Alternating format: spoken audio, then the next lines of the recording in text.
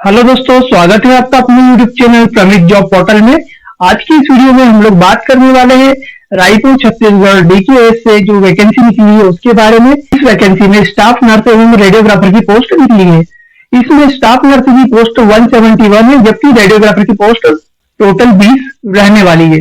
तो इन दोनों पोस्टों के रिगार्डिंग ये पूरा वीडियो होने वाला है और इस वीडियो में हम लोग देखने वाले हैं किस तरह इसमें अप्लाई कर सकते हैं, लास्ट डेट आपकी क्या रहने वाली है, आपका जो सिलेक्शन प्रोसेस है वो किस बेसिस पे होने वाला है। जानकारी के लिए आप मेरे इस वीडियो में बने रहें। हम लोग बिना टाइम वेस्ट करें हमारा वीडियो स्टार्ट करते हैं। अभी आपके सामने जो ऑफिशियल नोटिफिकेशन दिख रहा है, ये नोटिफिकेशन है स्वास्थ्य सेवाएं रायपुर दुर्ग संभाग डीकेएस भवन परिसर रायपुर छत्तीसगढ़ से। यही वही नोटिफिकेशन है जिसमें स्टाफ नर्स एवं रेडियोग्राफर की पोस्ट के बारे में डिस्क्रिप्शन दे रखा है। ये नोटिफिकेशन 25/3/2022 को डाला गया था। ये जो है संशोधित नोटिफिकेशन है, क्योंकि पूर्व वाले नोटिफिकेशन में मेडिकल लैब टेक्नोलॉजिस्ट एवं नेत्र सहायक अधिकारी के रिगार्डिंग पद भी निकाले गए थे। इस नोटिफिकेशन में स्टाफ नर्स एवं रेडियोग्राफर के पद के लिए विज्ञापन निकाला गया है। इस नोटिफिकेशन के अनुसार 18 अप्रैल 2022 शाम की 5 बजे तक आप ऑनलाइन अप्लाई कर सकते हैं। इन दोनों पोस्टों के लिए आपको ऑनलाइन अप्लाई करने के लिए इस वेबसाइट या इस लिंक पे क्लिक करना होगा, जहां से आपको ऑनलाइन एप्लीकेशन पोर्टल आपका ओपन हो जाएगा। हम लोग यहाँ पे पोस्ट की डिटेल के बारे में बात कर लेते हैं। पहली पोस्ट है यहाँ पे स्टाफ नर्स की। स्टाफ सैलरी है 28,700 से 91,300 रुपए, जो कि 7 CPC 7वें वेतनमान के हिसाब से रहेगी आपकी। इसमें कुल पदों की संख्या 171 है। तो उसमें अनरिजर्व जनरल कैटेगरी के लिए आपके 94 पद है, SC के लिए 29 पद है, ST के लिए 24 पद है, ओबीसी के लिए 24 पद दिए गए। इस तरह टोटल नंबर ऑफ पोस्ट आपकी 171 रहेगी। पोस्ट यहाँ पे रेडियोग्राफर की है, जिसमें आपकी सैलरी 28,700 से 91,300 रुपए रहने वाली है। ये भी आपका 7 CPC के हिसाब से रहने वाला है। कुल पदों की संख्या 20 रहने वाली है।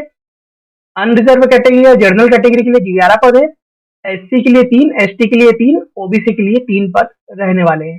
इस तरह टोटल नंबर ऑफ पोस्ट आपकी 20 रहेगी। अब हम लोग यहाँ पे शैक्षणिक योग्यता क्वालिफिकेशन की बात कर लेते हैं। पहली पोस्ट आपकी जो स्टाफ नर्स की है, उसके लिए आपकी qualification BSc nursing, post basic nursing, या फिर अगर आपने GNM करा है तो साथ में आपको सीनियर मिडवाइफरी प्रशिक्षण उत्तीर्ण होना अनिवार्य रहेगा। इसके अलावा आपका जो नर्सिंग का रजिस्ट्रेशन है वो INC में रजिस्टर्ड होना चाहिए।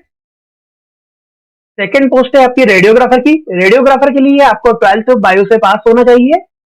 साथ में आपका टेक्नीशियन या रेडियोग्राफिक टेक्नीशियन का आपका जो कोर्स है वो छत्तीसगढ़ शासन से मान्यता प्राप्त इंस्टीट्यूट से होना चाहिए आपका। और साथ में आपका लाइव एक्सरे टेक्नीशियन का रजिस्ट्रेशन होना चाहिए।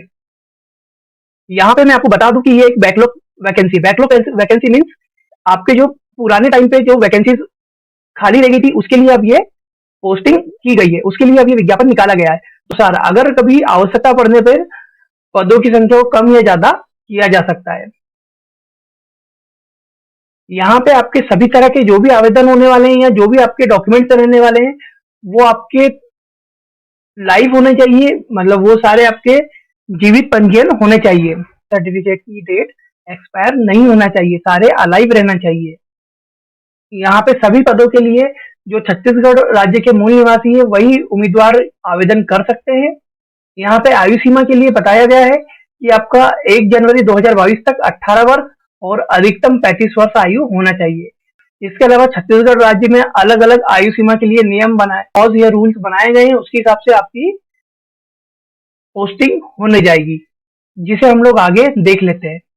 जो भी छत्तीसगढ़ राज्य का मूल निवासी है, स्थायी निवासी है, उसे 35 वर्ष की बजाय आयु सीमा 5 वर्ष प्लस करके दी गई है। इट मीन्स अगर आपकी 35 साल आयु सीमा है तो अगर आप छत्तीसगढ़ राज्य के स्थायी निवासी है तो आपकी 40 वर्ष मैक्सिमम आयु रहने वाली है। इसमें जो भी कैटेगरी रिजर्व आती है, जैसे ST SC हो गया, OBC हो गया, फीमेल कैटेगरी हो गई, तो इन सब के लिए आयु सीमा इससे अलग रहने वाली है। यहाँ पर राज्य में जितनी भी आयु सीमा के लिए जितने भी रूल्स बनाए गए हैं उसके हिसाब से अगर आपकी आवेदक की आयु सीमा 45 वर्ष से अधिक होती है तो वो आवेदन निरस्त कर दिया जाएगा। मतलब यहाँ पे आपकी किसी भी रूल्स के हिसाब से आपकी मैक्सिमम आयु सीमा 45 वर्ष से अधिक नहीं होनी चाहिए। आवेदन करने के लिए आपको कुछ महत्वपूर्ण पॉइंट्स दिए गए हैं, इंपॉर्टेंट पॉइंट दिए गए हैं, वो कुछ इस प्रकार है। सेकंड पॉइंट के हिसाब से आपकी जो भी शैक्षणिक योग्यता है वो आपकी आवेदन की स्थिति में पूर्ण होना अनिवार्य रहेगी। कैंडिडेट अप्लाई करता है उसके लिए उसका उस टाइप रजिस्ट्रेशन जीवित पंजीयन छत्तीसगढ़ राज्य के पैरामेडिकल नर्सिंग काउंसिलिंग में रजिस्टर्ड होना अनिवार्य रहेगा। यहाँ पे सभी तरह के कैंडिडेट को छत्तीसगढ़ राज्य का मूल निवासी होना अनिवार्य रहेगा। इसके अलावा यहाँ पर जो पीएच कैंडिडेट है उनमें अगर एक पैर एक हाथ इस टाइप की अगर कोई दिव्यांगता है तो ही उसे दिव्यांग पात्र माना जाएगा। अनुसूचित जाति, जनजाति, पिछड़ा वर्ग जाति के संबंध में जो भी नियम या रूल्स बनाए गए हैं वो सारे इस विज्ञप्ति में होने वाले हैं।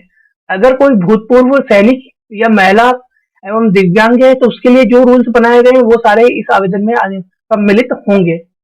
कोई भी शासकीय कर्मचारी अप्लाई करता है जो अभी सेवारत रहे एनओसी सबमिट करना होगा, जो कि आवेदन करने की स्थिति में ही सबमिट करना रहेगा। चयन प्रक्रिया के लिए रूल्स बताए गए हैं। जो भी शैक्षणिक योग्यता है उसका 85% अंक माना जाएगा, जबकि 15% अंक अगर आप शासन के किसी स्वास्थ्य संस्था में कार्यरत है तो वहां का हर एक वर्ष का आपका एक्सपीरियंस 3 नंबर के हिसाब से काउंट होगा, जो कि मैक्सिमम 5 वर्ष तक काउंट किया जाएगा। इट मीन्स आपके 15 नंबर जो है आपके गवर्नमेंट एक्सपीरियंस के बेसिस पे लिए जाने वाले हैं। कोविड महामारी काल में जिन लोगों ने भी शासकीय परिसरों में कार्य किया है तो उन सभी कैंडिडेट को 10 नंबर बोनस में दिया जाएगा। इस तरह सिलेक्शन प्रोसेस के तीनों पॉइंट के हिसाब से टोटल आपके 100 मार्क्स बनाए जाएंगे और उसके हिसाब से आपकी चयन प्रणाली में सिलेक्शन किया जाएगा। यहाँ पे एक पद के लिए एक कैंडिडेट सिर्फ एक पद के लिए ही अप्लाई कर सकता है। अगर कोई कैंडिडेट एक पद से ज्यादा के लिए अगर अप्लाई करता है तो उसका आवेदन निरस्त माना जाएगा। यहाँ पे आवेदन करता है के लिए अगर किसी टाइप की भी गलत इन्फॉर्मेशन वो अगर यहाँ पे सबमिट करता है और बाद में इन्फॉर्मेशन अगर गलत पाई जाती है तो ऐसी स्थिति में आवेदन निरस्त माना जाएगा। यहाँ पे वेतन के लिए भी कुछ स्थिति बताई गई है। आपको प्रथम वर्ष में आपके सिलेक्शन के बाद में प्रथम वर्ष में आपको 70% वेतन मिलेगा, सेकेंड वर्ष में आपको 80% वेतन मिलेगा, तीसरे साल में आपको 90% वेतन मिलेगा और विरुद्ध वैधता कार्रवाई प्रणाली के अनुसार आपके 100% वेतन आपको दिया जाएगा। यहाँ पे सभी तरह के कैंडिडेट का पुलिस वेरिफिकेशन होगा जो भी सिलेक्शन प्रोसेस में सिलेक्ट होते हैं। आपको आवेदन करने के लिए जो ऑफिशियल वेबसाइट दी गई है वहीं से आपको आवेदन करना है, अन्य और कोई आवेदन आपका मान्य नहीं किया जाएगा। यहाँ पे ऑनलाइन आवेदन करने के संबंध में कुछ दिशा निर्देश दिए गए हैं जो कुछ इस तरह है। अगर आप इसकी ऑफिशियल वेबसाइट पे जाते हैं, यहाँ पे पहला पॉइंट दिया हुआ है कि आपको ये जो ऑफिशियल वेबसाइट है इस ऑफिशियल वेबसाइट पे लॉगिन करना होगा, जाना होगा।